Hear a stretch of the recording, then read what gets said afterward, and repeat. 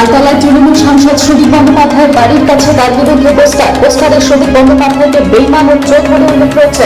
পোস্টারে নিজের লেখা প্রচারে তাপস রায় ও কুণাল ঘোষ।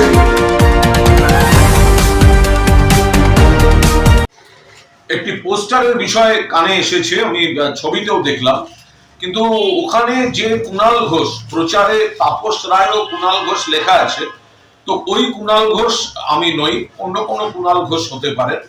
কিন্তু যে বক্তব্য, মূল যে বক্তব্য গোটা জিনিসটার, অর্থাৎ এই বেঈমান সুদীপ বন্দ্যোপাধ্যায় বা অন্য কিছু আরো যে অভিযোগ, আমি এগুলোতে কোনো দ্বিমত পোষণ করছি না। যে তাপস রায় যে নাম আছে, আমি তো জানি না কোন তাপস রায়।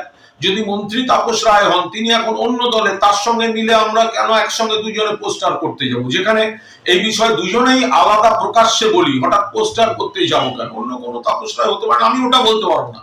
কিন্তু কুণাল ঘোষ, এই কুণাল ঘোষ আমি নই। যদিও পোস্টারের যে বক্তব্য, পোস্টারের যে অভিযোগ সুদীপ বন্দ্যোপাধ্যায় যেটা বেঈমান, তো এই যে গোটা বিষয়টা, এটা গোটা উত্তর কলকাতা কেন সবাই জানেন। ফলে এই কন্টেন্টের সঙ্গে আমি কোনো দ্বিমত পোষণ করছি না।